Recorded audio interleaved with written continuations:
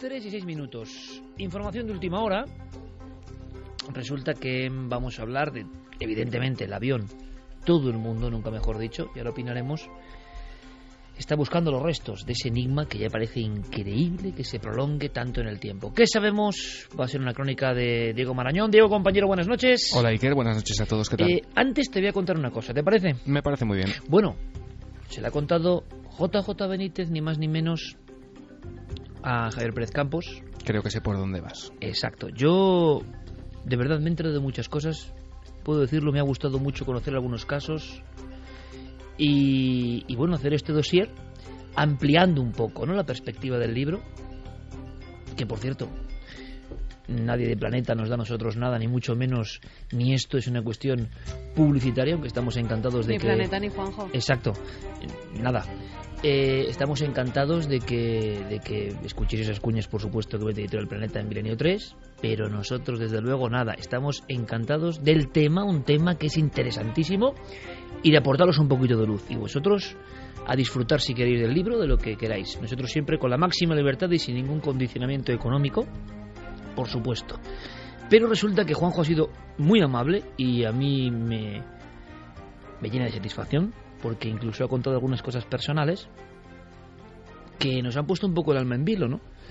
Porque Juanjo representa, yo creo, que el último gran investigador mítico que hay en este país, y nos hemos enterado vía Europa Press, si no me equivoco, de que ha sufrido un intento de secuestro en México. Claro, Javi, evidentemente había que preguntarle por eso. Sí, de hecho, era la pregunta con la que abría la entrevista. Él acababa de llegar justo unas horas antes de México, de su viaje a México. Yo llegaba con la noticia que había salido publicada en algunos medios. Se hablaba de una extorsión telefónica, pero no se daba ningún detalle más. Hablé con compañeros de prensa de Planeta también para intentar saber algo más de toda esta información, y ellos no sabían tampoco decir más detalles. Por eso lo pues mejor impresiona, sí, porque no es solo una llamada de teléfono, ¿eh? Claro, es que al final lo que descubrimos es que la cosa era mucho más seria de lo que había aparecido en los medios de comunicación. Pues a las 3:09, JJ Benítez nos cuenta, Milenio 3, ¿qué le ha pasado en ese viaje hace apenas un par de días en México? La verdad es que ha sido un momento que podía haber llegado a mayores. Pero ¿cómo ha transcurrido? ¿Cuál ha sido la entretela? ¿Qué ha pasado? ¿Por qué? ¿Quién le quería secuestrar? ¿Por qué esa extorsión? Él mismo nos lo cuenta. Fue un intento de secuestro en la ciudad de Guadalajara. Tuve una llamada telefónica a las 10 de la noche en el hotel del día 12. Veníamos del México Distrito Federal y casualidad que cogí yo el teléfono, nunca cojo el teléfono, ¿no? Entonces un tipo me dijo que era el gerente del hotel, yo lo creí, claro, y me instó a que hiciera las maletas y saliéramos del hotel por seguridad, porque según dijo había un operativo policial que estaba haciendo un registro del hotel buscando gente del crimen organizado. Entonces me pasó al comandante, supuesto comandante de la policía, y el tipo, ya muy agresivo, me empezó a decir que a ver cuál era mi número de celular y por qué no tenía celular, y bueno, una serie de historias que no me olieron bien, y colgué. Y efectivamente llamamos a la policía y no había ningún dispositivo de nada, pero había gente que estaba, por lo visto, pendiente en la ciudad de Guadalajara y en otro sitio.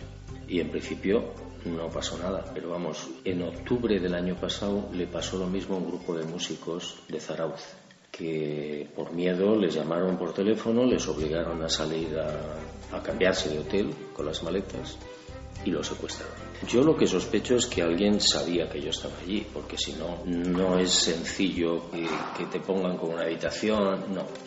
Y menos mal que alguien me protege, ¿no?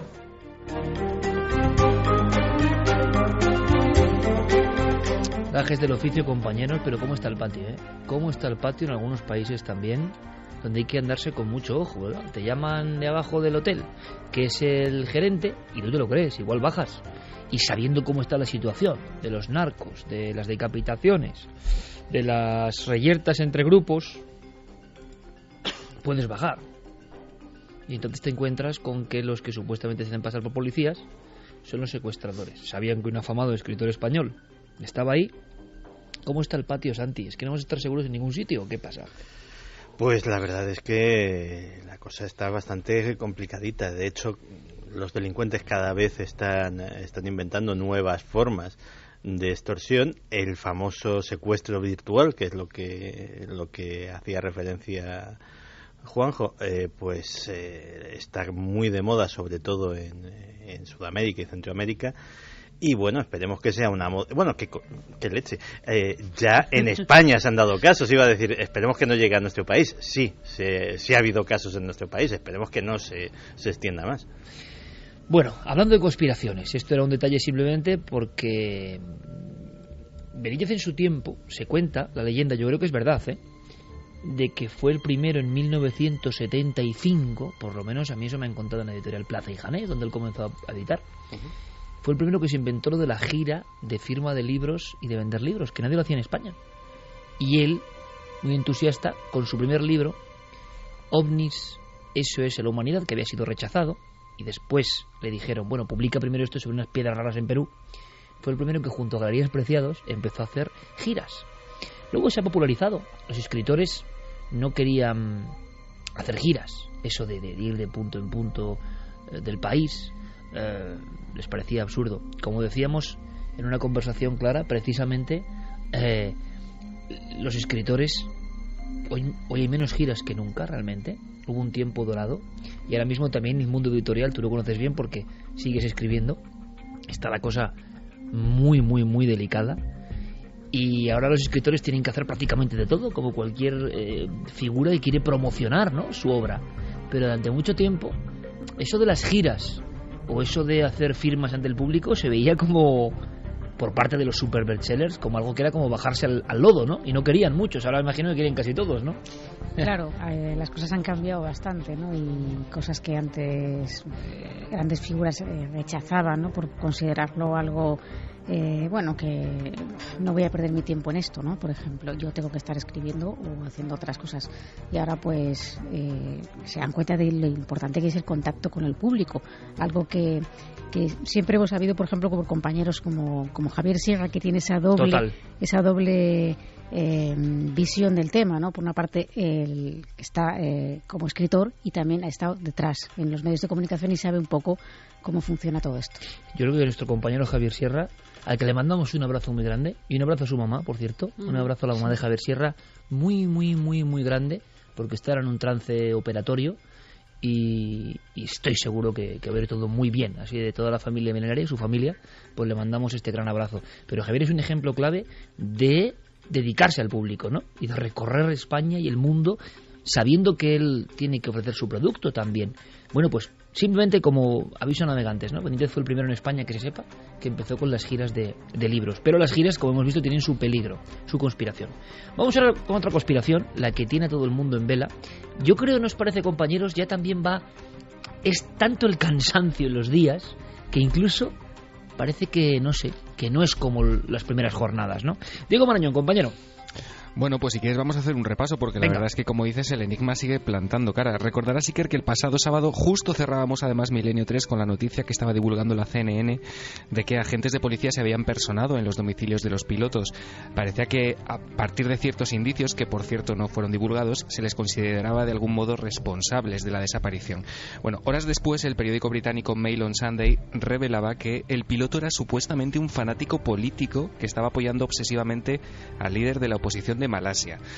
Ya el lunes el presidente del Comité de Inteligencia del Congreso de Estados Unidos, el republicano Mike Rogers, declaraba a la CBS que la tesis más probable en ese punto ya era que el avión se encontrase en el fondo del Índico. 24 horas más tarde el New York Times publicaba que la ruta del avión pudo ser alterada por el sistema informático y el Daily Mail especulaba ese mismo día en sus titulares con la posibilidad de que la última frase del copiloto, ese famoso "de acuerdo, buenas noches" que ya comentábamos la semana pasada, pudiese encerrar un mensaje en clave o una especie de aviso de que algo no iba bien en la cabina.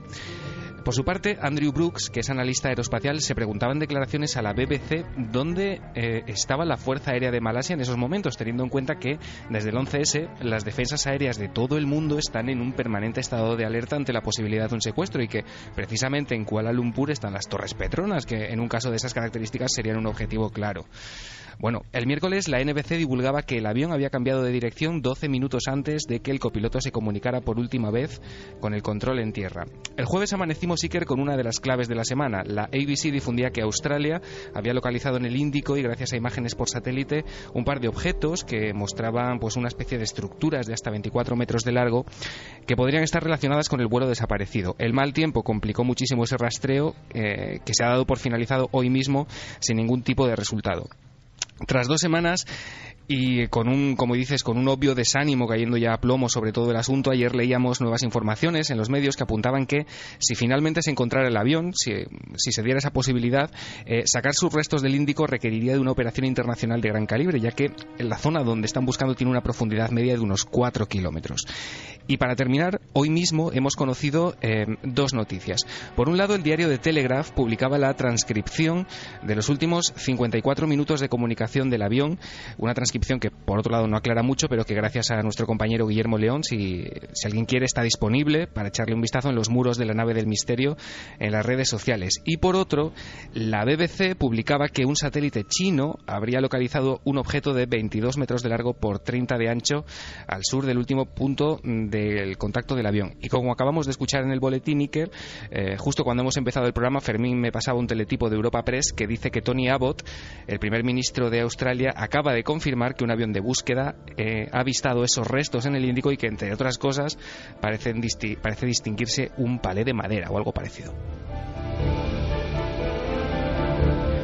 3 y 18 minutos, pero objetivamente no sabemos nada. Nada. Y esto yo os lo pregunto, aunque sea brevemente, ¿esto ya es normal? Es que esto... No. Me parece que estamos ante uno de los grandes misterios de los últimos tiempos. En un debate de la CNN hasta se ha apuntado un agujero negro espacio temporal que se haya tragado el avión, en serio. Y además, gente de verdad, si veis un debate que ha habido en la CNN, lo decían muy seriamente, que esto no era normal. Aparte, también han mencionado que, no sé si al parecer, lo que son las cajas negras tienen un tiempo de emitir cierta... 30 días. 30 días, ¿no? Sí. Y que estos, claro, cuando se cumplan, ya va a ser casi imposible que se descubra absolutamente nada de este avión. Pues la verdad es que, bueno, yo he visto con cierta esperanza lo de los restos, pero también hay que tener en cuenta una cosa: el mar está lleno de basura. Claro, es lo que me decía justo ahora mismo Guillermo León, a saber lo que hay en esa zona del Índico que está sin explorar y que evidentemente ahora mismo se están agarrando a clavos ardiendo. Lo primero que ven ya lo relacionan inmediatamente con posibles restos, pero es muy complicado.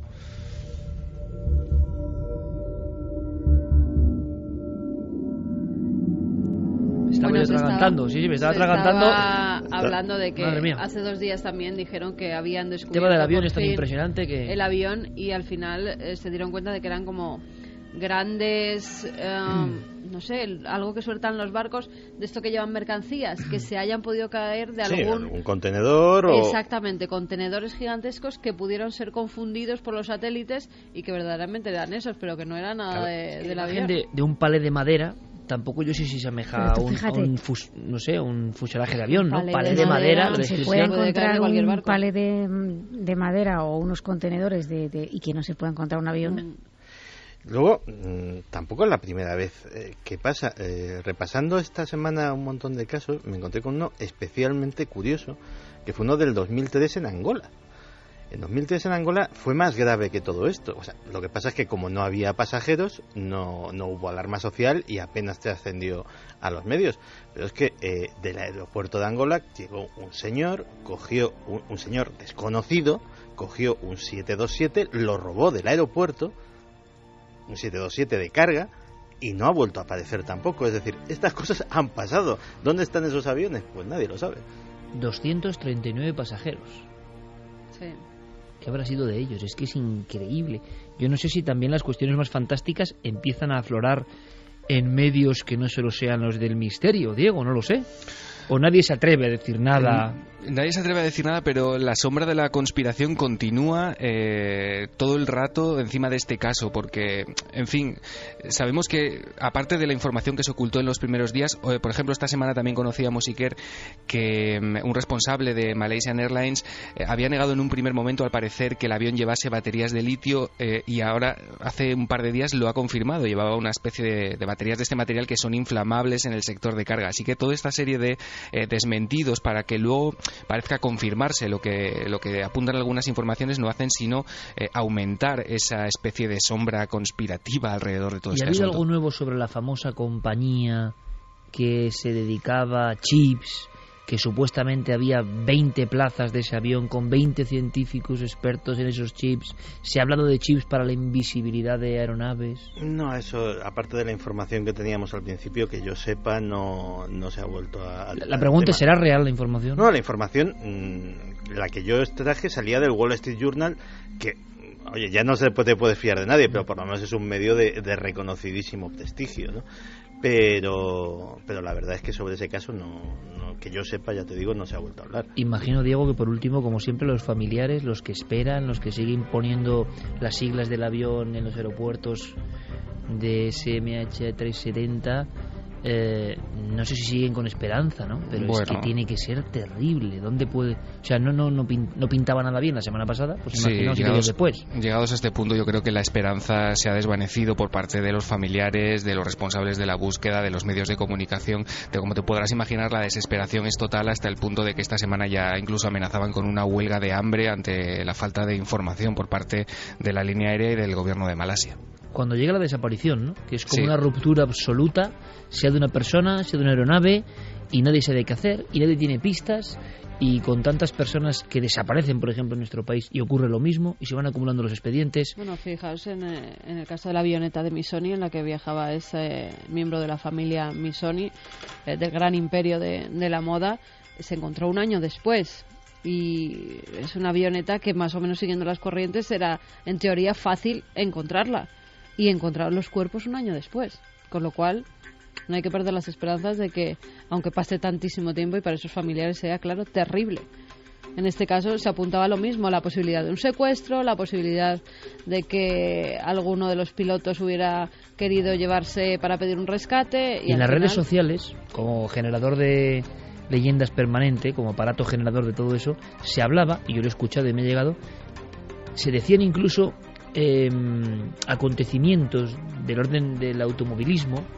No sé por qué se había generado la leyenda de que iban a estrellar el avión contra el Gran Premio de Malasia y cosas de ese tipo. Leyendas urbanas que van surgiendo, que calan, y al final no se sabe absolutamente nada. Incluso fotos falsas en las que supuestamente habría aparecido el avión. Esto no lo conocía yo. Con los pasajeros a salvo. Sí, en el Triángulo de las Bermudas incluso habían fotografías falsas, que incluso esas noticias falsas eran utilizadas por algunos hackers pues para todo tipo de cosas, es decir, los nuevos cibercarroñeros, ¿no? Increíble, es decir, personas haciendo gracietas con un suceso o trampas, ¿no? Y cebando eso para que pincharas ahí y que entrara algún tipo de publicidad maligna o algún tipo de malware. La verdad es que, Iker, lo último que sabemos por parte del gobierno de Malasia es que han declarado que se están preparando para una búsqueda a muy largo plazo. Ya no se habla casi ni de días ni de meses, sino que se plantean un horizonte temporal incluso de años. Madre mía, gracias por la crónica, Diego, y la semana que viene yo espero tener datos, ¿no? Me parece increíble, estamos viendo un hecho forteano. Hay una reflexión muy interesante, ¿no? Y no es mía, es del investigador Fuentes, de Vicente Fuentes, y a mí me parece interesante. Es si todos esos casos que hemos leído en los libros de Patrice Gaston, de Charles Berlitz, de tantos otros, si todos esos que pertenecen a las páginas viejas y amarillas de los viejos libros, y por tanto nos parecen una cosa como menor, como para gente que fíjate, que lee libros, ¿no? Nos quedamos unos cuantos en esto. ¿Qué hubiese pasado si esos incidentes hubiesen ocurrido hoy? El mismo incidente, pero con la sociedad global de hoy. Tendríamos superinformación, estaría todo el mundo pendiente, pero ocurrieron en otro tiempo. Un tiempo donde el mundo estaba mucho más fragmentado y donde todo era mucho más local. El caso de Malasia, quizá dentro de 50 años, si sigue habiendo libros, será una página más olvidada, que otras personas que no lo vivieron lo verán con esa condescendencia, la misma que nosotros, ese gesto de algo lejano, casi legendario, al ver otros expedientes X antiguos, ¿no? Qué curioso. Diego, gracias por la crónica, compañero, como siempre. Un placer, Iker. Preparados porque lo que viene sí que puede dar cierto miedo, un miedo diferente. Ya decíamos que el asunto de los visitantes mezclaba inquietud, extrañeza y esperanza. Lo que viene ahora no lo sé. Es el momento de Santiago Camacho. ¿Una profecía de la NASA? ¿Una fecha? ¿20 años? ¿Será posible? Pues sí que los seres humanos somos criaturas orgullosas. Pensamos que nuestras obras, que nuestras civilizaciones, que nuestros imperios van a durar para siempre. Y no es así. La eternidad es casi una fantasía. Todos y cada uno de ellos. Nuestro propio planeta desaparecerá algún día engullido por el Sol. El propio Sol algún día estallará en un canto del cisne como una supernova.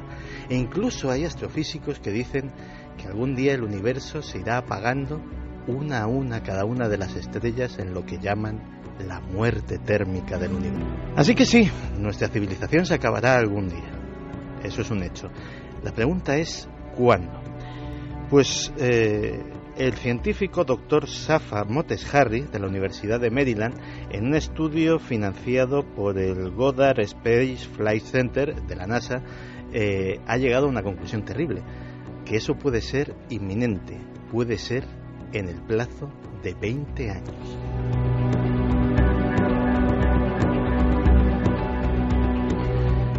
Lo curioso es que él no hace sino ahondar en una serie de estudios que se llevan publicando desde hace 30 años. Hace 30 años ya había gente que decía que la civilización industrial como la conocemos está abocada indefectiblemente al colapso. Lo que ha hecho el doctor Moteshari es sencillamente hacer un modelo matemático para intentar predecir la evolución de ese colapso.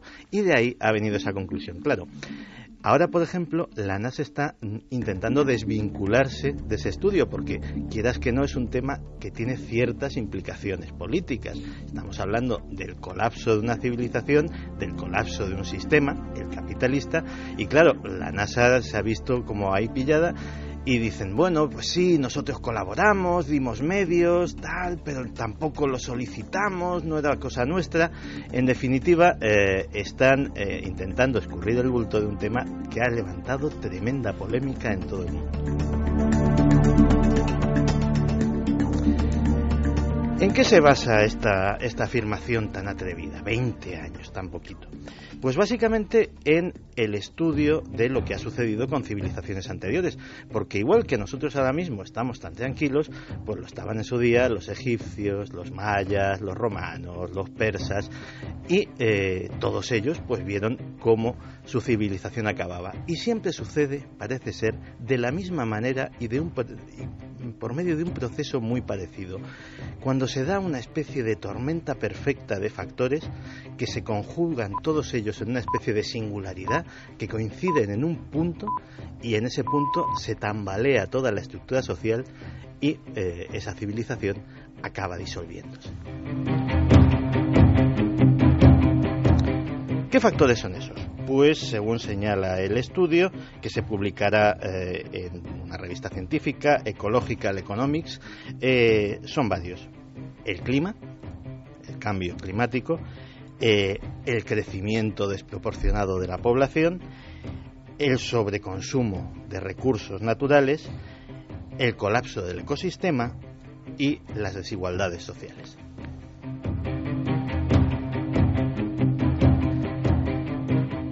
Ese ciclo ha sido absolutamente recurrente en todos los procesos en los que ha acabado una civilización. De hecho, señalaba que, por ejemplo, la civilización romana no acabó por culpa de los bárbaros. Los bárbaros entraron cuando la civilización romana empezó a decaer. Y generalmente, además, siempre hay una misma reacción por parte de las élites gobernantes. Entrar en negación. Entrar en el proceso que llaman de los dinosaurios o de la huida hacia adelante. ¿Qué quiere decir eso? Que puede que se identifique el problema, pero para intentar solucionarlo se vuelven a cometer los mismos fallos en mayor y mayor escala, precipitando precisamente ese final.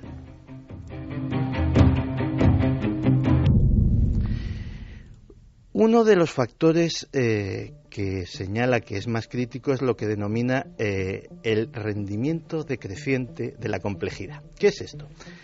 La sociedad se va haciendo cada vez más y más y más compleja. Cada vez hay más factores, cada vez es más complicado el mundo. Fíjate, en una tribu de cazadores-recolectores de hace miles de años, podía haber como mucho 10 roles sociales. Podía haber una mujer que cultivaba, una mujer que curtía las pieles, un hombre que cazaba, un hombre que era el chamán, y así hasta pocos desempeños. Ahora mismo hay 1 millón diferente de roles sociales diferentes que se pueden cumplir. Algunos de ellos no son productivos en absoluto. El tuyo y el mío, por ejemplo, Iker. Es decir, nosotros no producimos nada físico, no contribuimos en absoluto a producir alimento o a producir bienes. A nivel matemático somos bocas inútiles.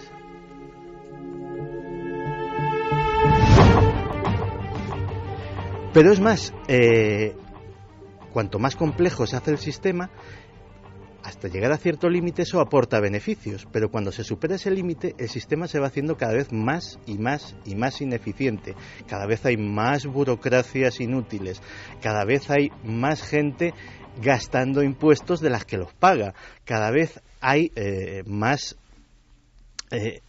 posibilidades de que una pieza del engranaje falle. Todo el mundo sabe que, por ejemplo, los aficionados a las motos, que las motos de antes eran auténticamente unas máquinas que no fallaban jamás porque tenían mecánicas muy simples. Ahora con piezas electrónicas, con ordenadores, con turbos, con refrigeraciones, etcétera, etcétera, es muy fácil que se averíe una pequeña pieza que dé al traste con toda la maquinaria. Pues eso precisamente es lo que se vaticina para nuestra civilización. Luego está posiblemente el factor del estudio de este científico que más ha inquietado a la NASA, que es el que tiene ciertas implicaciones políticas, que es el que define como la capacidad de acaparar recursos por parte de las élites. En todas estas civilizaciones resulta que los recursos disponibles cada vez acababan en manos de menos y menos y menos personas. Y lo que dice es que eso está sucediendo ahora mismo con nosotros. Y ponía el ejemplo de que en 1980 el 1% más rico de los Estados Unidos tenía el 10% de la riqueza del país. A día de hoy el 1% de los estadounidenses tiene el 25% de la riqueza del país, y esa curva sigue creciendo y claro, lógicamente cada vez más recursos acaban en menos manos y menos manos acaban consumiendo, acaban siendo activos en la economía y sobre todo crece el número de descontentos.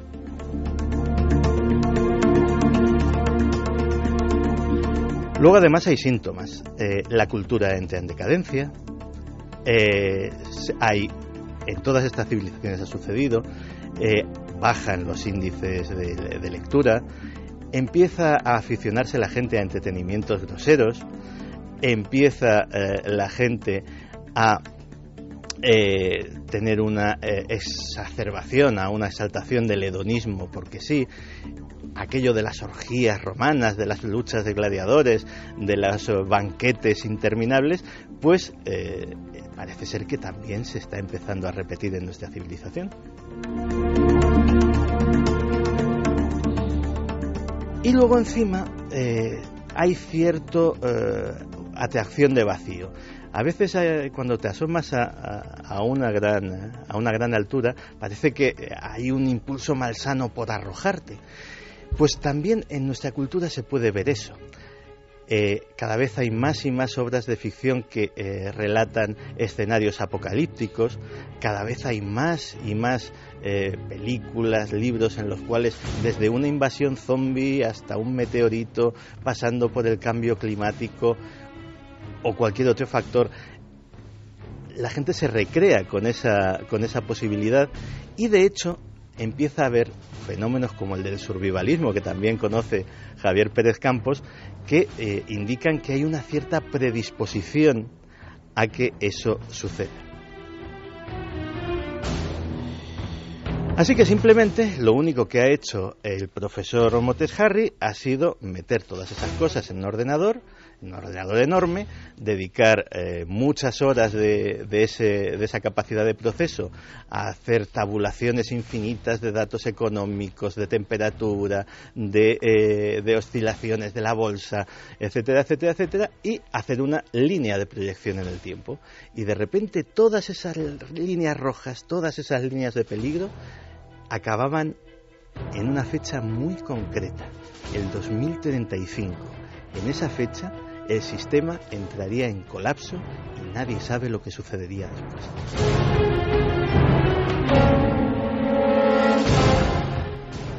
Yo estaba escuchando muy atentamente, espero que la audiencia también, y veía una radiografía de cosas que ya están pasando, ¿no? En fin, me gustaría saber vuestra opinión. Milenio3 con número@cadenaser.com y la nave del misterio. Mientras nos enviéis vuestras reflexiones, porque el tema es tremebundo. Hombre, siempre son profecías más o menos agoreras, por mucho que sea un bot, un ordenador. Pero lo que he ido deshojando aquí, Santiago, es que lo estamos viviendo. Es como si fuese un eco que ya ha pasado otras veces, ¿no? También hay que decir que estamos hablando del fin de la civilización, no de la humanidad. Exactamente. Es decir, nosotros ahora mismo estamos mucho mejor que los romanos, en ciertos aspectos. Es decir, puede que después venga algo mejor.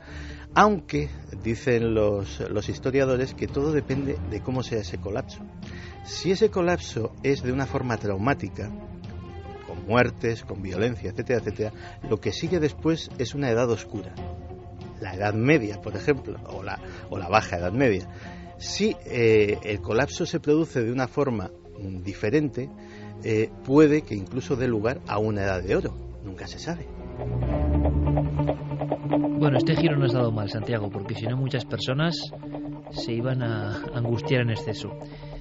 Recogemos vuestros mensajes y ahora lo que hacemos es acudir rápidamente, por lo menos, a ese club de élite, que el portero es Diego Marañón, el del acceso, o sea, es decir, él te abre la barandilla o te deja fuera.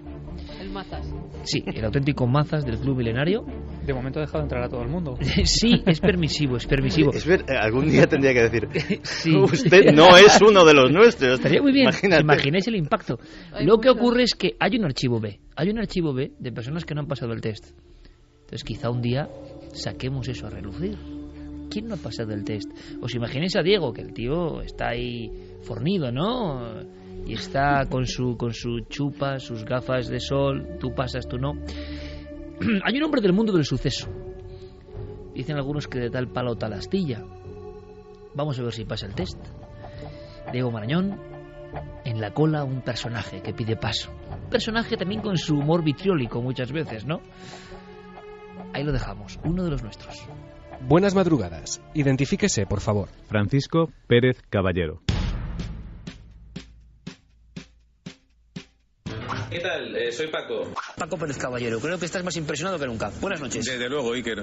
Es de esas personas que dan verdadero miedo. Es un hombre con una mirada absolutamente fría. Un poquito de perejil y un poquito de vino blanco para que coja un poquito de sabor, pero vamos, esto enseguida está. Te digo yo que lo que hace lo hace bien. Y eso es muy importante. Por desgracia, de esto no nos podemos salvar. Es de los momentos que más me han marcado en mi carrera. ¿Eligió usted al misterio o el misterio le eligió a usted? Bueno, claramente el misterio me eligió a mí. Yo me dedicaba al mundo del suceso, aunque yo pienso que el periodista del misterio no es más que el antiguo periodista del suceso, dedicado especialmente a eso que llamamos misterio, ¿no? ¿En qué ocasión lo ha sentido más cerca? Desde que estoy en Cuarto Milenio me he enfrentado muchas veces a situaciones muy misteriosas, pero sin duda el lugar que más me ha impresionado es el Sanatorio de Agramonte, donde tanto el cámara como yo teníamos muchas reticencias y no queríamos entrar. ¿Cuál es su enigma predilecto? El cerebro, sin ninguna duda. Indíqueme un lugar mágico al que siempre querría volver. Macondo, de querido Gabriel García Márquez, donde siempre que puedo regreso. ¿Y uno al que jamás regresaría? Bueno, yo como soy de la antigua escuela, creo que los periodistas no debemos dejar de ir a ningún sitio, tenemos que ir donde nos manden. ¿Somos producto del azar y la evolución o hay algo más? Yo estoy convencido de que hay algo más. ¿Qué hay más allá de la muerte?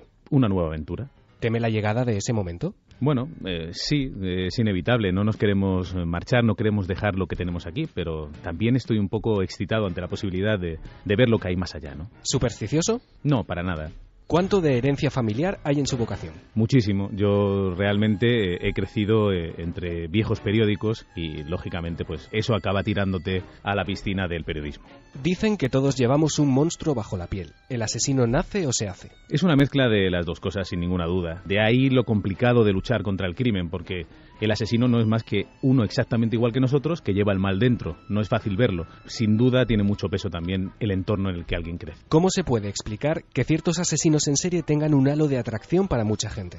Pues es muy difícil, pero yo creo que lo que nos pasa es que muchas veces ese mal que todos llevamos dentro y que controlamos gracias a la sociedad, pues nos tira y realmente sentimos atracción por eso que nosotros nunca llegaríamos a hacer, pero vemos que otras personas lo hacen con cierta libertad y eso nos atrae, aunque también nos horroriza. ¿Qué pasó en la cabina de aquel camión en el puerto de Somosierra? Yo pienso que el niño de Somosierra no iba ya en el camión y que una vez sabemos eso, el resto de los misterios pues son muy fáciles de explicar. ¿Por qué le impresionó tanto el reciente caso de miedo a la propia casa en Herrera del Duque? Por la sinceridad. Yo creo que una de las cosas que estamos olvidando en el periodismo de hoy es a escuchar. Nosotros, en Cuarto Milenio y en Milenio 3, sí que escuchamos a la gente. Creo que por eso se nos puede criticar o se nos puede alabar. Hay que enfrentarse al testigo siempre pues con la mente lo más limpia posible. Y en este caso en concreto, la verdad es que me impresionó la honestidad con la que él hablaba. Sin ninguna duda, Carlos, el protagonista, tenía miedo a esa casa. ¿Por qué tenía miedo? Bueno, cada uno puede sacar sus propias conclusiones. Experimentó en primera persona con la P300. Basándose en sus propios resultados, ¿encuentra la prueba fiable? Me parece que es una herramienta. Yo creo que puede ser útil en determinados casos, pero sin ninguna duda no es la solución a los casos más complejos, ni es una herramienta nueva. Pensemos que desde el año 2000 se conoce y se utiliza en Estados Unidos y no se ha generalizado. Se ha utilizado solo de vez en cuando y nunca con el carácter que le queremos dar ahora de la máquina de la verdad, ¿no? ¿Está curado de espanto después de tantos años buceando en la oscuridad del ser humano? La verdad es que no. Al revés, cada vez siento más miedo por lo que somos y por lo que escondemos, ¿no? Acaba de ser padre. ¿Le quita eso más horas de sueño que los temas que investiga? Sí, sin duda. Lo que pasa es que, bueno, me las quita y muy agradablemente, ¿no? No renunciaría a eso por nada. Así que dormir ahora mismo es una cosa secundaria. ¿En qué cree Paco Pérez Caballero? Pues yo creo que hay una realidad que no nos cuentan. Creo que estamos demasiado acostumbrados a pensar que ya hemos llegado a saberlo todo. Y sin ninguna duda tenemos muchas cosas en las que pensar y yo animo a todo el mundo a que no deje de hacerse preguntas porque es lo que nos hace humanos. ¿Cuál ha sido el fregado más grande en el que se ha metido? Bueno, he tenido varios encuentros en estos reportajes en los que, bueno, de vez en cuando hay personas que intentan evitar que salga una realidad a la luz o una noticia o una entrevista y sí que recuerdo algunas historias que es mejor no reproducir que desde luego han manchado la labor periodística que todos tratamos de hacer de la manera más limpia, ¿no? Siempre hay alguien que quiere evitar que algunas cosas salgan a la luz. Si piensa en su infancia, la imagen que aparece en su memoria es... Viejos volúmenes del caso, mi padre escribiendo en un PCW antiquísimo, monocromo, y bueno, yo soñando con algún día llegar a publicar algún libro, llegar a publicar artículos, llegar a hablar en la radio o salir en la televisión. ¿A quién le encantaría haber conocido? Bueno, yo pienso que las grandes personalidades dejan su legado, dejan sus escritos, sus cuadros,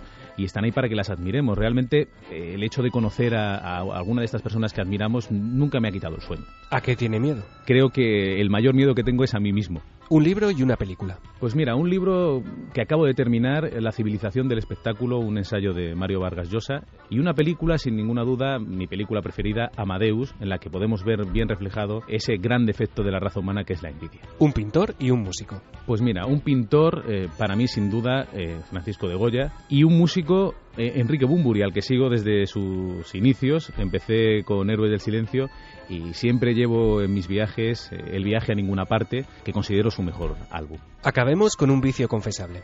No sé si es un vicio, pero es verdad que la semana no está completa si no he visto 4 o 5 películas, así que supongo que sí es un vicio. Gracias por su colaboración. La identificación ha sido completada con éxito. Desde este momento puede considerarse de forma oficial y por méritos propios uno de los nuestros. Paco Pérez Caballero, Paquito para los amigos. De tal palo tal astilla, me ha encantado lo del PCW Amstrad monocromo y Paco Pérez Avellán, en plan tajanovista ahí, trabajando a todo para no sé cuántos medios. Y la verdad es que Paco está sufriendo una metamorfosis muy curiosa, ¿no? No tiene nada que ver con el Paquito que llegó a Cuarto Milenio hace 8 años, ¿eh? Alguien más racional, alguien que además era muy interesante el experimento de traerlo desde fuera del mundo del misterio como puro periodista de sucesos, y que yo creo que, además, sobre todo, yo creo que la paternidad también hace mucho, amplía la conciencia si uno está en esa órbita, pero muchos casos recientes que le han marcado profundamente, que le han impresionado, le han hecho comprender que existe el misterio. Atentos, porque yo creo que en un par de semanas hay un exclusivón muy potente con momias en España que trae Paco Pérez Caballero y que es impresionante. En fin, uno de los nuestros, no cabía la menor duda. Un periodista de sucesos que al final ama el misterio, dice que hay mucho más que azar, y a mí eso, ¿qué queréis que os diga? Me encanta. Rapidísimo porque hay muchos mensajes, pero también está el Milenio te responde, siempre fundamental. Vamos allá. Hola, me llamo Susana, llamo de Madrid y mi pregunta es la siguiente. Hace unas semanas vi la película de Juan Cabestany, Gente en sitios, y sobre el final de la película hay una secuencia donde unas personas que están por la calle, son muchas, empiezan a mirar al cielo mientras se oye un zumbido. Entonces yo quería saber si sabéis vosotros, si era intención del autor pues hacer referencia a The Hum, que es un fenómeno que a mí personalmente me interesa mucho. Pues eso, pues muchísimas gracias. Pues efectivamente, es una película donde al final se juntan varios de esos personajes, se escucha lo que parece el zumbido. Yo he indagado un poco en el tema para saber si realmente querían hacer referencia a esto, y fíjate, ya en la sinopsis decían que esta película trata de mostrar las embestidas de lo extraño y lo caótico. Y lo más sorprendente es que efectivamente parece que han utilizado el fenómeno de Ham para representar un poco ese caos, ¿no?, que ocurre a veces. Es el debut del sonido en el cine. Efectivamente. Y la prueba de ello es que en una de las redes sociales de la película, donde se incluían algunos vídeos de forma viral intentando promocionar la película, de repente... Tú estás de productor, ¿no?, por lo que veo. Sí, totalmente. Aquí, como con el libro de Juanjo, no nos sabemos nada. Entusiasmo increíble de ella, ¿eh? No sabía nada. No. Pero fíjate, ponían un vídeo del Ham que aparecía, por ejemplo, una recopilación, el sonido de Kiev, el de Taos, y ellos metían un críptico mensaje. Solo decía: el ruido viene de ahí.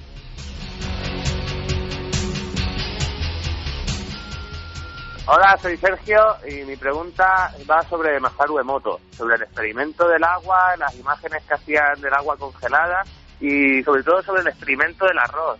Quería saber si lo habíais probado y si había surgido efecto. Muchas gracias y un saludo. Y tanto que lo probamos en su día, ¿os acordáis? Con Alberto Granados. Se pudrió todo. Sí, pero yo creo que sí que había cierta diferencia ahora. Sí. A ojo de buen cubero. Para Más allá lo hizo David Zurdo, concretamente hizo también lo del agua, pero también lo del arroz, y se pudrió por igual. Por igual, ¿eh? Por igual. Aquí se quedó como una masa de moho y de... Habría que explicar... Que era asqueroso, que él estaba por la redacción bailando. Que había dos botes bailando, o sea, bailaba solo. Directamente, le salieron patas. Pero que el asunto horrible. Era decirle palabras hermosas y buena vibración, sí, en la redacción muchas no a un bote de arroz y a otro exactamente igual, ¿no? Bueno, yo creo que lo de Masaru Emoto es interesante, pero tiene mucha crítica también, ¿eh? El asunto de las figuras en el agua, por ejemplo, con sintonías agradables, música de Mozart, el comportamiento de las moléculas del agua. Aquello de si no es cierto, qué bonito sería, ¿no?, que fuese cierto, pero no sé yo, hay muchas críticas. No ha habido muchos trabajos nuevos que yo sepa de Emoto ahondando en eso, ¿no?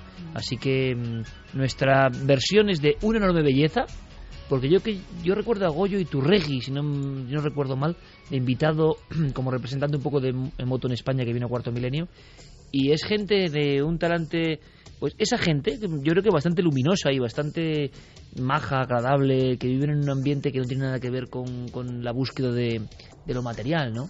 Y que hablas con ellos y les ves con una enorme paz. Eso pasa con mucha gente. Bueno, que lo de Emoto sea verdad o no, yo creo que seguramente, aunque no sea exacto, ha ayudado a mucha gente a proyectarse hacia mundos mucho más luminosos, ¿no? Pero realmente sobre los experimentos concretos tenemos bastantes dudas. Hola milenarios, mi nombre es Rubén y llamo desde Santiago de Compostela. Quería preguntaros, en especial a Santi Camacho, sobre una droga llamada Crocodile, si es real o es una leyenda, sus efectos y si conocéis algún caso en España. Un saludo y felicidades por el programa. Creo que es una droga cuyas imágenes parecían de leyenda urbana porque eran devastadoras, Santi. Y en España, no lo sé. No, en España afortunadamente no ha habido casos, hay circunstancias por las cuales no las hay. El cocodrilo se da sobre todo en los países del este de Europa, en Rusia. Básicamente son zonas donde hay difícil acceso a las drogas convencionales y entonces los drogadictos empezaron a hacer sus propias recetas utilizando productos químicos y farmacéuticos que podían encontrar en cualquier tienda. Eso hacía una droga tremendamente potente, pero que tiene unos efectos secundarios devastadores, muy parecidos a la lepra, para hacernos una idea. Es decir, se caen directamente, se pueden caer los dedos, se puede caer la nariz, hay unas llagas y unas ulceraciones tremendas, se va comiendo la carne, de ahí que se le llama el cocodrilo. Come carne también, porque las fotografías de quien ha probado esas drogas y son terribles, eso sí que es terrorífico. Yo no sabía que cocodrilo era porque te devoraba la carne. Claro, ese es y aquí no se ha dado por una cosa muy sencilla, porque no es ningún secreto, España es la puerta de entrada de todas las drogas que entran en Europa, o de la gran mayoría. La disponibilidad de narcóticos, digámoslo así, convencionales en el mercado negro es alta, con lo cual los adictos en este país pues no tienen que recurrir a esas mañas. En eso siempre estamos a la cabeza, es curioso, Buenas madrugadas, soy Maite de Córdoba y me gustaría saber si hay alguna información nueva sobre los documentos que presuntamente la CIA se llevó del despacho de Nikola Tesla cuando murió, y si entre ellos se encontraban los planos de una máquina para provocar terremotos que presuntamente el gobierno de los Estados Unidos ha podido utilizar. Muchas gracias. Personaje que gana peso con el tiempo, que parecía que iba a quedar siempre marginado y que ya los científicos empiezan a reclamar, y los ingenieros y los físicos, esa escena en la cual parece que le limpian todo de la humilde pensión donde está y guardan muchos documentos. Brevísimo, Santi, ¿qué hay de cierto? Es completamente cierto. Nikola Tesla vivía en un hotel de Nueva York en 1943, creo recordar, es cuando fallece, y no es la CIA, es el FBI agentes del FBI, quienes cogen absolutamente todos los papeles y todos los archivos y se los llevan. Actualmente los papeles de Nikola Tesla siguen estando clasificados, a pesar de que ha cumplido el tiempo suficiente para el acta de libertad de información, sigue habiendo documentos clasificados, y la máquina de producir terremotos a la que se refería la oyente era la famosa teoría o el famoso aparato de las ondas escalares, que Nikola Tesla efectivamente decía que estaba en condiciones de, a través de un dispositivo, pues generar temblores de tierra a voluntad. La última noticia me parece magistral, le mandamos un abrazo, es un buen amigo, es un seguidor del misterio. ¿Y te sube ahí a cantar con él un ratito? Yo me subiría. ¿Por qué? Porque ahora sale de un ovni. En México saca un ovni gigantesco y en la rampa de lanzamiento aparece Bunbury como un ser casi adamskiano que saluda desde otro mundo. Es un proceso irrefrenable ya, imposible de evitar. El misterio, la conspiración, todo eso. A ver, Chris y Robert, que nos están escuchando en la planta de maternidad del hospital Txagorritxu de Hombre, Vitoria. Yo vivía al lado, Txagorritxu, sí señor. Pues mira, allí están esperando, que se está poniendo de parto, el nacimiento de su primer hijo. Mucha suerte. Pues yo no sé las ganas que tiene esta mujer de escucharnos mientras está ahí con las contracciones. Bueno, si te las hacemos más amenas, pues contribuimos a ello. No, vamos rápidamente Chris, con la música. Esto ha sido una ráfaga de Bunbury, siempre presente. Vamos con nuestra música de Mike Oldfield, esencial, buena energía máxima para las bendiciones, ¿no? Sí, porque no saben qué es, si niño o niña, ¿eh? Lo que sea, bueno, seguro. Madre mía, anda que no he estado yo por esa zona, ese barrio. Ah, creía que decías en paritorios. No, incluso haciendo investigaciones. Como te lo digo, con mi amigo Borja Sagasti, con Héctor Arana, con mi primo Roberto Pérez, investigando por esa zona. En fin, ¿qué tiempos? Ahora el alarido atávico se abre paso en la noche. Hablábamos de una madrugada de diferentes conceptos del miedo, de lo sobrenatural, de lo que realmente nos impacta, nos angustia, y ahora caminamos hacia la selva profunda del Perú, porque no hace siglos, no hace milenios, sino hace bien poco, hace escasos 5 años, ya no se han cumplido, ocurrió una de las historias más terroríficas que yo recuerdo. Me impactó profundísimamente, y desde el momento en que aquello se cerró en falso, Desde el momento en que todo el mundo hizo un complot para no querer saber más, desde el preciso instante en que medios, y vaya usted a saber qué fuerzas, se emplearon duro para que no se supiesen más datos, yo tuve una pregunta, una especie de interrogación constante en mi cerebro, rebotando en las paredes de mi cabeza, hasta que encargué a Diego Marañón que fuese un poquito más allá, porque había algo, si queréis, de sabueso viejo que ya soy, en el aspecto periodístico, o por lo menos veterano con mucha experiencia. Algo aquí no huele bien. En esta historia tan terrorífica que supera cualquier ficción, en esta historia ancestral terrorífica, repito, se han dado códigos que son tan potentes, tan coherentes, que me extraña mucho que sea una mentira. Y durante 4 años y medio he seguido pensando que todo el mundo cerró un caso terrible en falso.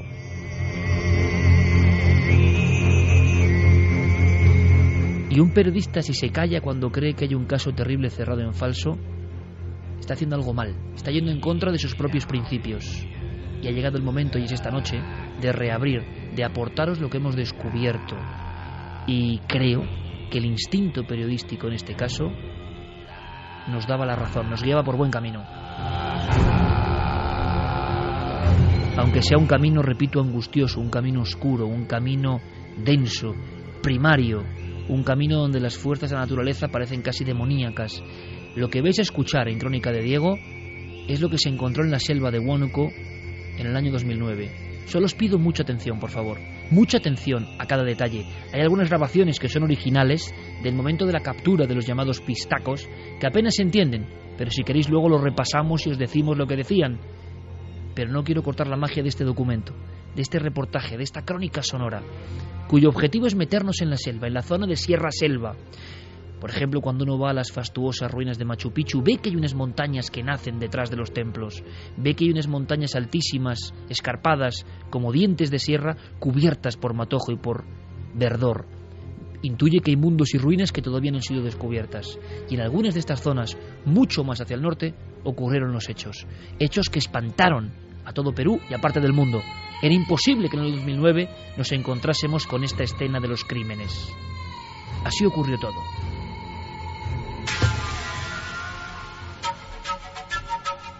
...19 de noviembre de 2009... En los televisores de Perú parpadea la imagen de un rostro en medio de la selva. Su discurso es vago y entrecortado. El país, aún confuso, amanece con una única certeza: la de que algo grotesco, algo que va más allá de los límites de la comprensión, ha sido descubierto en medio de la selva de Huánuco. Y acá lo han en el río, lo ha armado el trípode y lo dejaron acá chorreando el cuerpo. Los dos.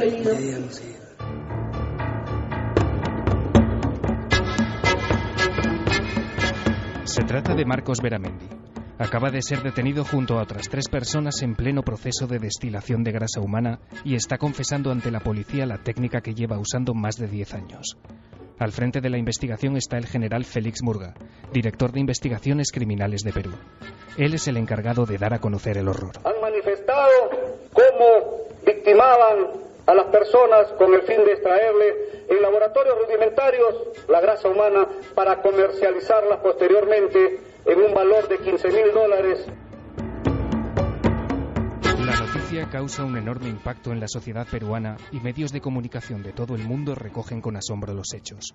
Los detalles de aquella rueda de prensa permanecen vivos en la memoria de Beatriz Jiménez, periodista y corresponsal de El Mundo en Lima. Como evidencia, se presentaba allí encima de una mesa una botella de una gaseosa muy conocida aquí, Coca-Cola, con una sustancia grasosa que el general señaló como grasa humana. También había como unos ganchos de carnicero, una serie de instrumental que había sido incautado. Lo que se había encontrado era el tórax de una víctima colgada de unos ganchos y con una especie de mecanismo muy artesanal para extraer la grasa, y también se había encontrado una cabeza, ¿no?, supuestamente perteneciente a la misma persona.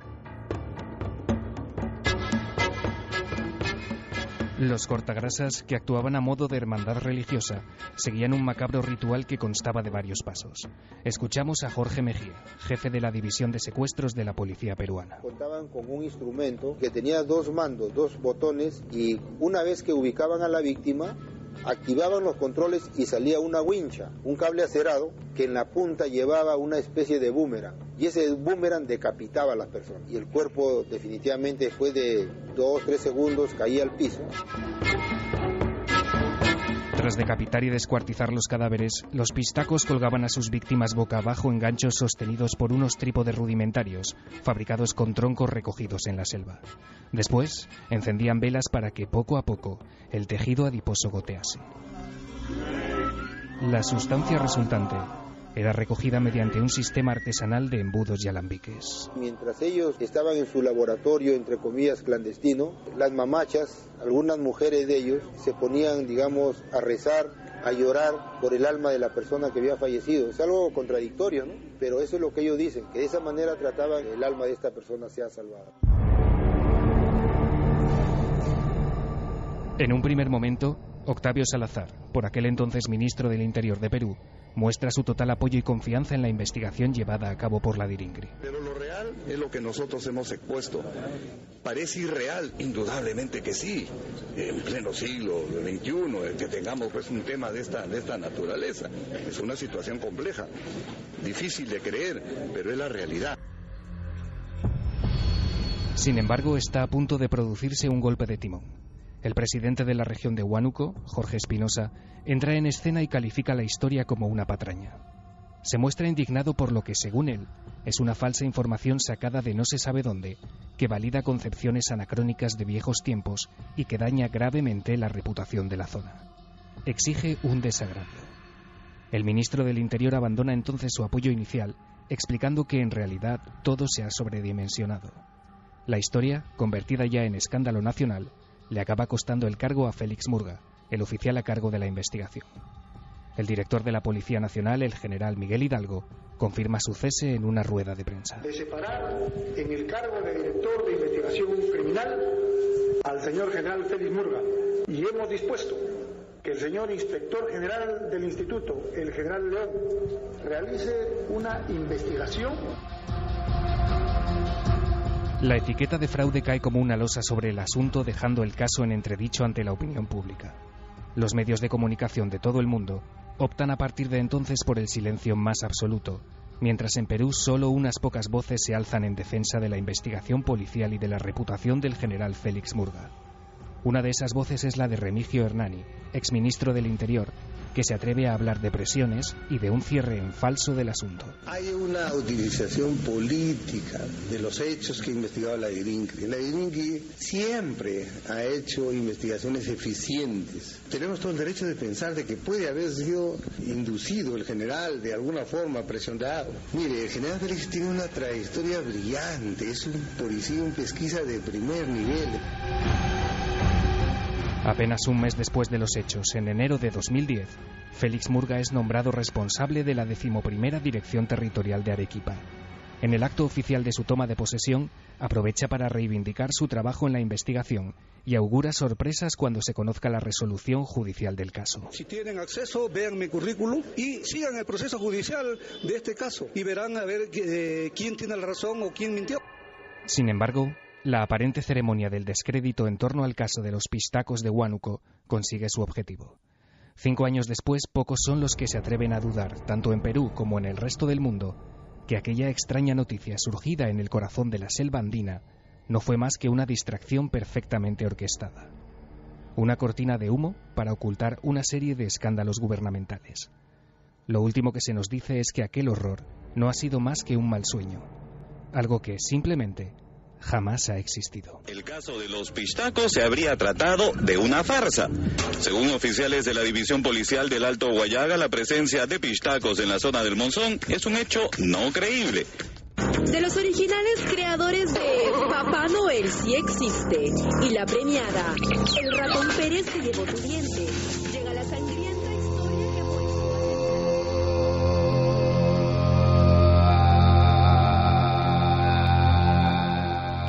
3:17, crónica perfecta de esta historia. Los titulares, los informativos, los telediarios en Perú, todo fue una broma. Y así, y es casi comprensible, muchas familias de Lima o de otros lugares respiraron tranquilas. Esto, evidentemente, solo pasa en los cuentos de niños. Esto ha sido una simple pesadilla, una extraña invención.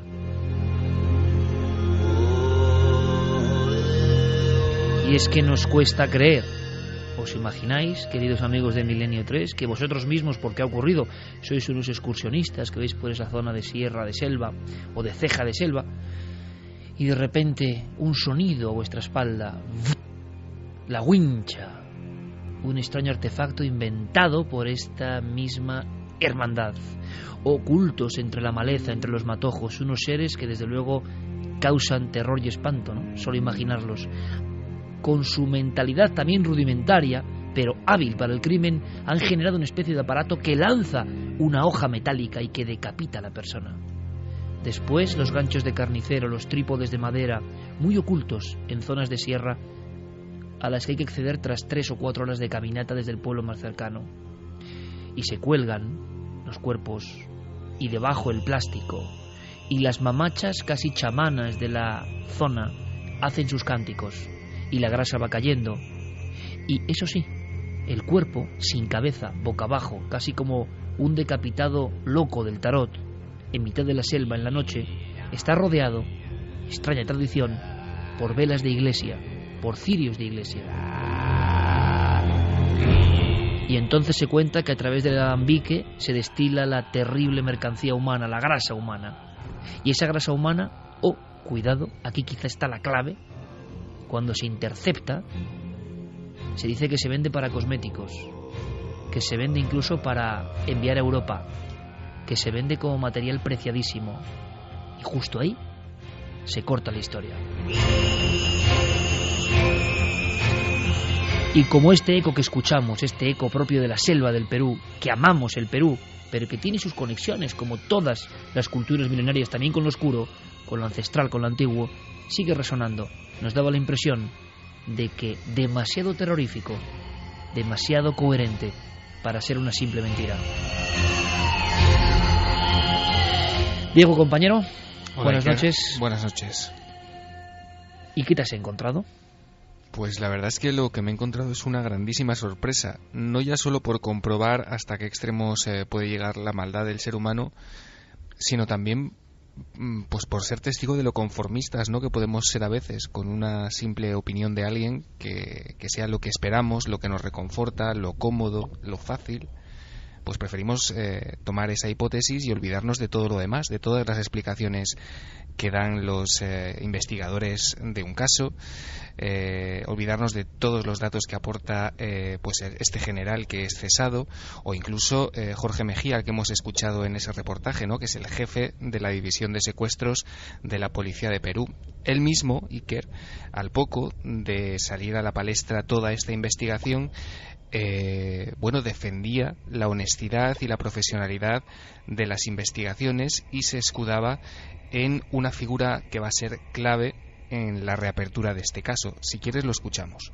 Se trata de una investigación muy profesional, una investigación donde hemos estado trabajando hace 4 meses con un equipo selecto de acá de la división y donde involucramos para tener el soporte legal respectivo a la Fiscalía de la Nación, la misma que dispuso un fiscal ad hoc nos acompañe durante el desarrollo de todas las diligencias. O sea que había un fiscal que estaba en aquella investigación. Se habló, Diego, por si no ha quedado claro, de que al ir descubriendo esos trípodes misteriosos, esos ganchos propios de película de terror, o sea, ni el terror más increíble ha llegado a este nivel, los laboratorios clandestinos y de restos de hasta incluso quizás 60 personas en el valle seco de uno de los ríos. Pero allí en esa investigación, de la que luego todo el mundo habla de segundas y todo el mundo se acongoja, por no decir otra cosa, y cierran, y todas las personas además dicen amén, se acabó, de aquí, de este horror no se habla más.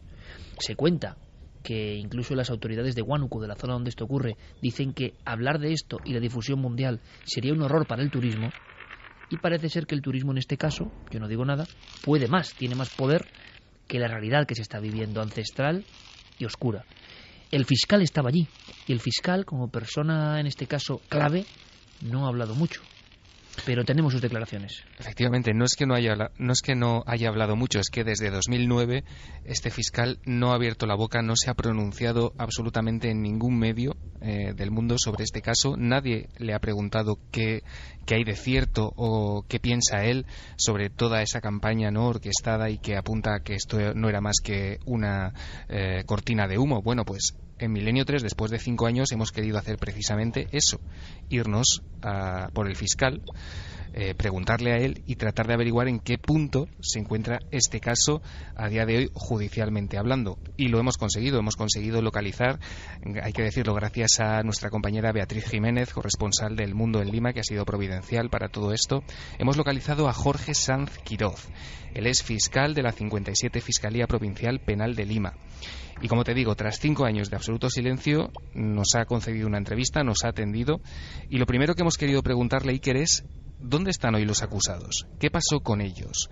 ¿Por qué desde entonces no se ha vuelto a saber nada? De haber sido un fraude, todo este caso, tal y como se apuntó, lo lógico sería pensar, lo que todo el mundo pensaría, es que estas personas habrían salido libres al poco tiempo. Vamos a ver qué nos ha contado. El caso, a la fecha, actualmente a marzo del 2014, está judicializado, es decir, está en pleno proceso penal. Me pregunta sobre la situación jurídica de los individuos denunciados. Están en cárcel, efectivamente. No todos, porque solamente se logró capturar a algunos miembros integrantes de la banda, ¿sabes? Cuando la investigación estuvo ya por proseguir, sucedió lo que sucedió. Como ya tú sabes, hubo problemas con la policía, cambiaron al personal y de pronto nos quedamos con lo que teníamos y caminamos con eso.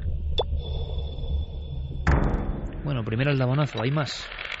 Hay más, porque como acabas de escuchar de estas palabras del fiscal, parece que el caso está lejos de ser una farsa, tal y como anunciaron los medios en 2009 y tal como hemos escuchado hace un momento.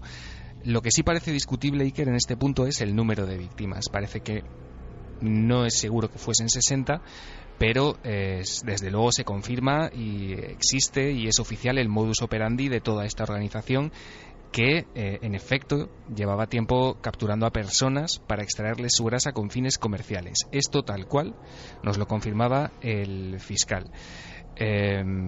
Así como también la procedencia humana de aquella sustancia que apareció en los medios y que contenía la famosa botella.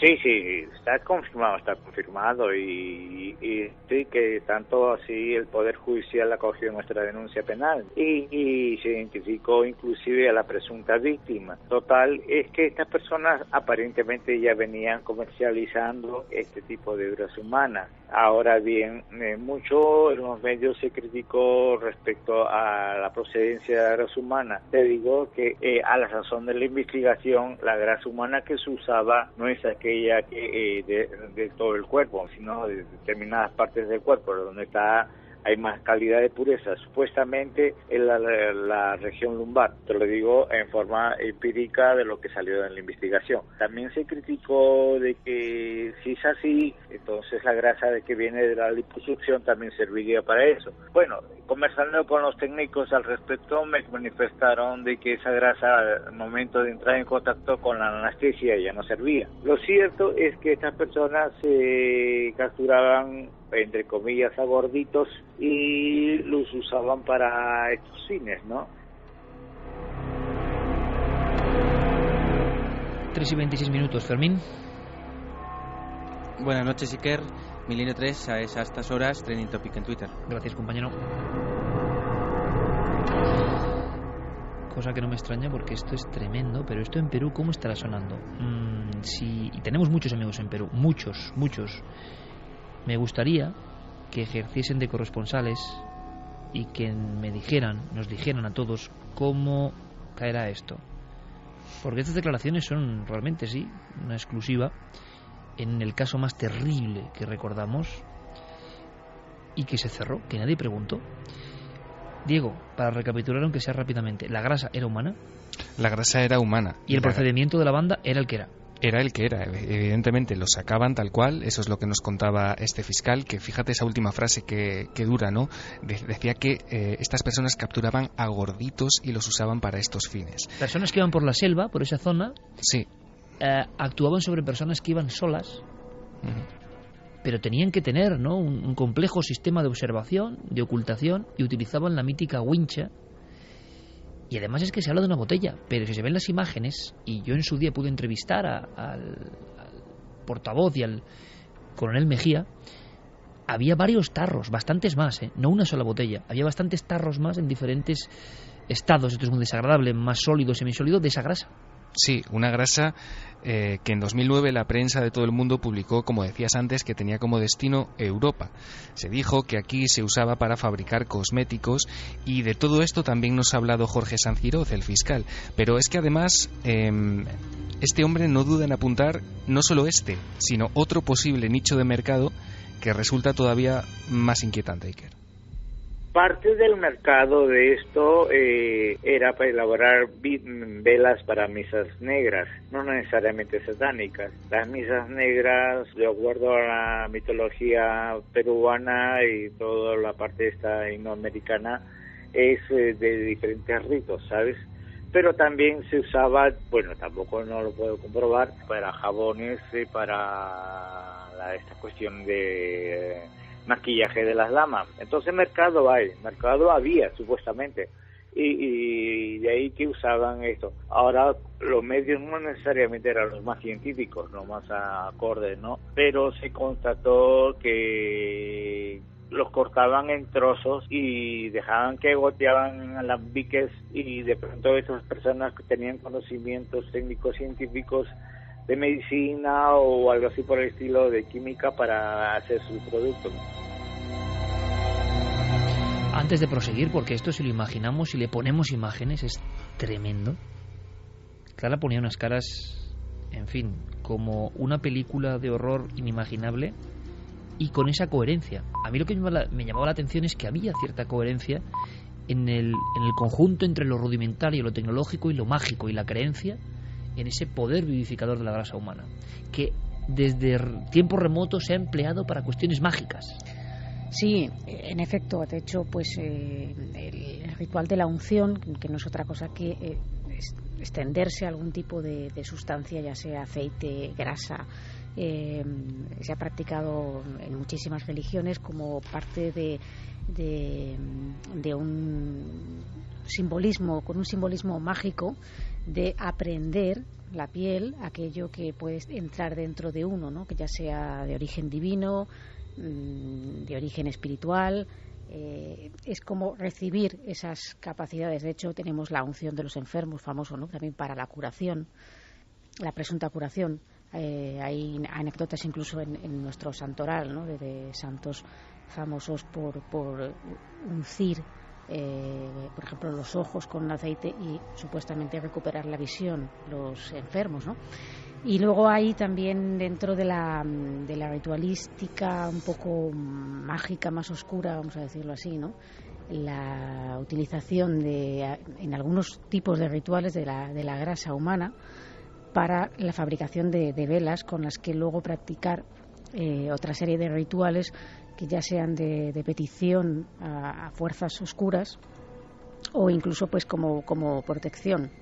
En algunos casos, si se mezcla con otros elementos, esa grasa, presuntamente se obtendría la protección de alguna entidad, o incluso la presunta, en otros rituales más también de petición, ¿no?, la capacidad de aprender la magia de un tirón. Es decir, quien lee conjuros, grimorios a la luz de las velas confeccionadas presuntamente con la grasa humana, es decir, estamos hablando de cosas muy antiguas, ¿no?, adquiría ese conocimiento de manera instantánea y ya no se olvidaba. A mí hay una tercera opción a la que apuntaban algunos medios de comunicación, que me parece aún mucho más terrible, ¿no?, y es que algunos curanderos recetaban a enfermos crónicos ingerir esa grasa a cucharadas.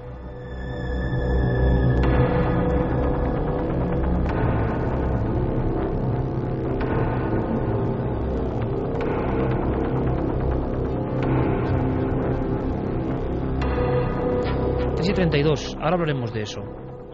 Incluso hacemos un pequeño cambio de planes, si me lo permitís. Vamos a hacer un giro porque el programa está siendo un poco demasiado, ¿no? Demasiado. y a lo mejor es bueno terminar con una sonrisa clara y guardarnos un poco el archivo por la semana que viene, porque si no esto es tremebundo. Porque, Carmen, yo no sé cuáles serán las reacciones de los oyentes ante un caso que seguimos muy de cerca. Tú y yo hemos rondado no por ese entorno concreto, pero sí por entornos de la misma ceja de selva, ese Perú ancestral donde esto es posible. Y sobre todo, a mí, y lo voy a contar, me impresionó. Yo es que vi esta novela, luego claro, era tan oscuro todo que no... Pero te lo cuenta un escritor de bestsellers de Crónica Negra, la escena de la aparición de estos cuerpos y lo que hay de fondo, y uno piensa, claro, qué gran novela negra, qué imaginación. Siempre la realidad supera cualquier imaginación. Pero os contaré una cosa que no sé si lo conté en su día, que me impresionó muchísimo.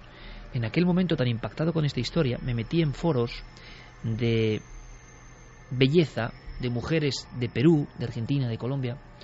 Observé un poco cómo ellas captaban la terrible noticia de que había unos cortagrasas, unas personas propias de la leyenda, sacamantecas realmente, pero que habían utilizado su método y lo habían perfeccionado hasta casi industrializarlo. Pensad bien lo que acabo de decir uno de los entrevistados de Diego, del reportaje. Ellos se habían confeccionado una especie de mando con un viejo DVD, con la carcasa de un DVD, habían logrado con el botón de expulsión, o sea, es decir, hay una mentalidad ahí, lanzar un cable de acero que a veces decapitaba directamente, pero en ocasiones se veía reforzado, quizá dependiendo de la víctima solitaria que andaba por ahí, no lo sé, con una especie de wincha que no es exactamente un boomerang, sino una hoja pues parecida a la de una hoz, pero afilada perfectamente. Eso, en cuanto te impacta a la altura del cuello, te deja cao. Luego a veces te remataban en el suelo. Después todo ese proceso. Pero en los foros, lo que yo veía, y esto lo voy a decir como lo leí, me impresionó. Había algunas mujeres que se veía que eran de la alta sociedad de esos países, del propio Perú, que decían, bueno, qué espanto esto de la grasa humana de personas. Ahora, a mí si de verdad dicen que es mágica y rejuvenece, yo la compraría la primera. Yo no sé, Carmen, si esto ha seguido, digamos, como mito, como leyenda. Se ha contado mucho de la cosmética y el empleo, incluso se ha dicho, yo imagino que son leyendas urbanas, ¿no? Incluso de determinados aspectos de la placenta, se ha hablado de bebés o de restos de abortos, se ha dicho, se ha comentado, y uno nunca sabe hasta qué punto es leyenda. Claro, cuando se cuenta con historias luego que nos intentan hacer tragar con ruedas de molino que son leyenda para que no nos asustemos, y luego resulta que son verdad, pues igual hay algo de esto, pero a mí, Carmen, me impresionó vivamente eso de las mujeres. Yo creo que de cierta edad y con ese temor a envejecer y con ese temor de encontrar siempre el producto milagro, que si les dicen que el chamán trae la grasa humana, estaban dispuestas a ponérsela. Sí, había mucha gente que decía no importarle el untarse esas cremas hechas con grasa humana. Pero bueno, en países donde precisamente las operaciones de estética son más baratas que en cualquier otro sitio. En Sudamérica va muchísima gente a operarse a esos países porque es mucho más barato que en España. Siempre ha habido un gran seguimiento de las cosméticas y se han dicho muchas cosas que luego pues nunca se han podido demostrar, y no se ha podido demostrar todavía que ninguna crema de las que las mujeres nos damos pues estén hechas con grasa humana.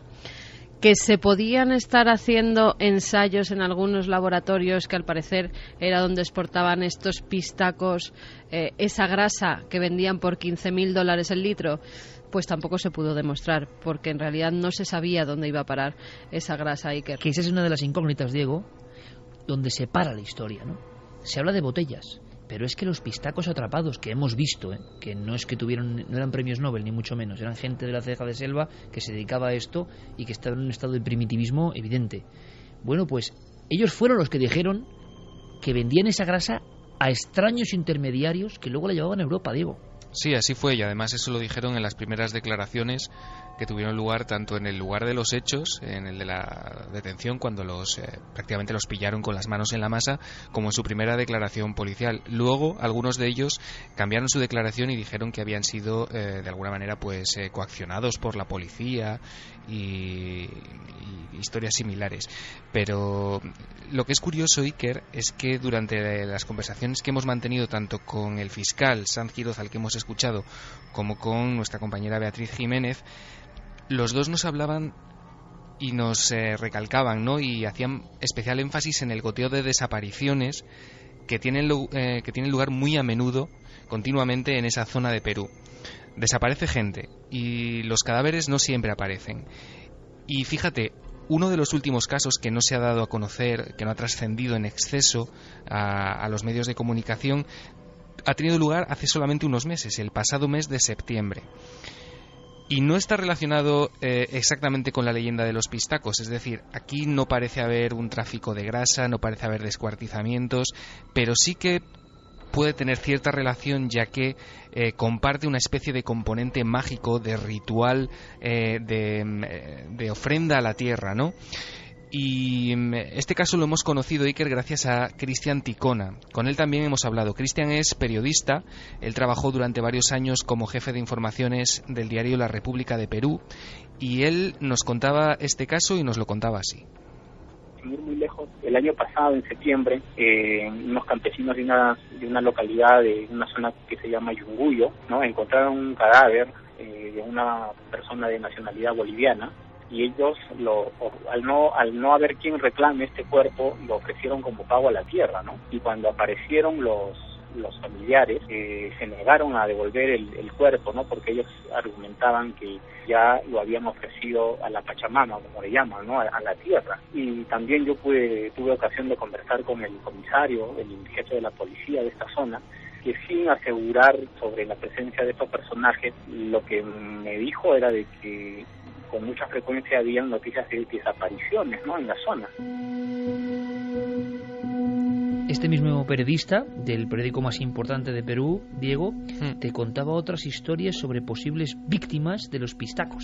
Sí, él está muy familiarizado con esta serie de historias, y es así porque hace unos años Cristian escribió y publicó una crónica periodística sobre este tema en el blog de la Fundación Eloy Martínez, un texto además bastante bien escrito, bastante largo y bastante elaborado. Se llamaba Chupagrasas en el Altiplano, y era una crónica en la que Cristian narraba su periplo, su investigación por diversas zonas de Puno en busca de datos sobre la existencia de estos seres, sobre los pistacos. Y Cristian se encontró con un campesino del lugar, un campesino que dejó a un lado sus miedos y todos sus temores que había acumulado durante años, y le contó su historia en primera persona. Se dio la oportunidad y una de estas personas aceptó hablar conmigo y aceptó que yo le haga una entrevista, y lo que recogí realmente fue un testimonio bastante increíble, estremecedor, ¿no? Esta persona cuenta que una noche de regreso a su casa se encuentra con un perro en la carretera, y al llegar a su casa le sobrevienen digamos una serie de síntomas como fiebre, malestar, de tal forma que luego de ir a la posta él decide someterse, digamos, a una suerte de sesión de sanación, ¿no?, con un maestro que aquí en esta zona le llaman los yatibis, que es una suerte de chamanes, ¿no? Y esta persona le dio la noticia de que había sido víctima, pues, de estos cortaceos, ¿no?, de estos chupagrasa. Lo más increíble, Diego, es los remedios que le prescribe, ¿no? Por ejemplo, una de las cosas que parecen bastante inverosímiles, pero que esta persona se sometió, ¿no?, a, digamos, con la fe de que solo así se podía salvar, era, por ejemplo, comer cucharadas de grasa humana que supuestamente le vendía este chamán, ¿no?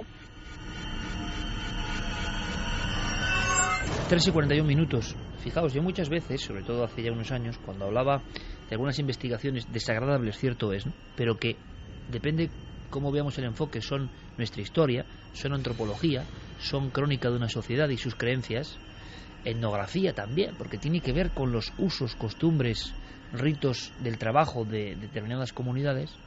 Pues yo he hablado, y se ha hablado aquí, del hombre del saco de Almería, ¿no?, la vampira de Barcelona, el hombre lobo de Allariz, y siempre salía el típico listo, sea en el medio que sea, me da lo mismo, es que han hablado del hombre del saco, sin preocuparse de investigar en los expedientes judiciales, en las propias fotografías y documentos de personas con nombres y apellidos que fueron ejecutadas en nuestro país, porque lo que hacían era, a su forma, esto mismo.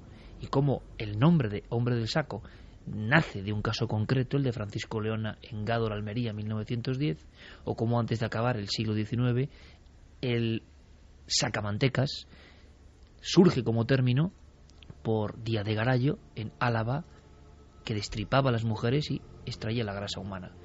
Y siempre la creencia, el tío mantequero de Málaga, el estripador de Avilés. Cuando yo veo a estos listos, que luego hablan en la prensa o en cualquier sitio de qué tonterías se cuentan sobre estos nombres, estoy viendo la misma actitud. Es decir, no te atreves a saber que esto es verdad. No quieres saber. Tú, hombre del siglo XXI, con tu BlackBerry, el móvil que tengas, tu coche, tu hipoteca y lo que te dé la gana, no tienes los bemoles de querer saber que esto es verdad, que esto fue verdad y que esto está manejado por unas fuerzas de las que no tienes ni idea, pero que son las fuerzas que han motivado muchas cuestiones de las que ya estás completamente al margen. El homo digitalis, o el listo de hoy en día, cree que todo eso solo pertenece al cuento, porque ni se refleja en él ni sabe nada de sus ancestros. Ha perdido toda la conexión. En cuanto uno se sumerge en las culturas que aún tienen algo de conexión o nexo con lo antiguo, se da cuenta de que claro que creen en esto. El propio ciudadano de Lima, urbanita, cuando oye estas historias, solo puede oír los cuentos de viejas que quizá escuchó alguna vez. Pero en la selva de Huánuco, en el altiplano de Puno, en las zonas de la costa más remotas, como en Nazca, donde han aparecido cuerpos descuartizados o muestras de sacrificios, quien está en ese mundo interno que es otro, que no es el nuestro, aunque conviva con nosotros, claro que lo cree, es su realidad. Solo los más listos pueden rechazar esa realidad porque no les gusta, porque les ensucia, porque ellos son seres humanos que no han pasado por eso. Eso creen. Cuando unas cuantas generaciones más atrás seguro que podían tener reflejo de eso. Los abuelos de los listos seguro que sabían de eso. ¿Qué ocurre? Que lo que más nos puede sorprender, Diego, y se podía hablar de eso, es de la cortina de humo. Esta misma actitud bobalicona que hemos visto en España con algunos temas, cuando se mencionan nombres muy sonoros que solo los más ineptos creen que son propios de los cuentos, creyendo que los cuentos son mentira y resulta que siempre se basan en la realidad, pues en Perú hubo tal cerrazón, todo el mundo estuvo tan a favor, no hay ni que decir, ¿no?, que hay una división todavía de auténtico racismo, es así, entre la comunidad indígena y la comunidad que no es indígena, y evidentemente quien gobierna las prensas y los medios no son precisamente indígenas, y todo esto son risotadas de otro mundo que es el suyo, es más milenario y quizá más sabio que el suyo. Bueno, pues esa cerrazón de Perú es lo que nos llama la atención de verdad, Diego. ¿Cómo es posible que todo el mundo hiciese mutis por el foro? Que nadie investigase. Pues sí, la verdad es que resulta curioso, y sobre todo por algún movimiento bastante poco disimulado, como por ejemplo el cese del propio Félix Murga, que alcanza los titulares de los periódicos en prácticamente al mes de producirse el descubrimiento. Hay portadas como el del diario La República que dice: los pistacos tumban al general. Este hombre es cesado de su puesto, es destinado a otra división, a Arequipa, pero después, cuando todo esto parece que se ha calmado, cuando parece que nada ha existido, cuando los medios dejan de informar, al año siguiente este jefe, hay que decirlo, vuelve a su puesto y nadie se entera de esto. Este hombre ha pasado el temporal, ¿no? Sí, efectivamente, este hombre hoy en día está exactamente en el mismo puesto que tenía cuando el caso estalló. Sigue siendo director de investigaciones criminales de Perú. Clara, Javier, Carmen, cuando uno ve una cortina de humo tan perfectamente hecha y que nadie osó preguntar nada si había algo de verdad, hay unos tíos encarcelados, hay grasa humana, ya, pero nos han dicho que es un cuento, ponemos que es un cuento. ¿Cuántas nos tragaremos así? Incluso nosotros, que a lo mejor nos creemos como más adelantados. Bueno, a veces la cortina de humo puede surgir también o puede estar apoyada por el propio miedo de los indígenas, de la gente que vive en esos pueblos de la selva, que además, Iker, a nosotros quizá nos cuesta entenderlo o saberlo, pero ellos, hay mucha gente que no está empadronada, por así decirlo, no hay registro de su existencia. Por tanto, el hecho de que desaparezcan no queda tampoco constatado. Así que pudieron ser 60, como pudieron ser muchísimos más.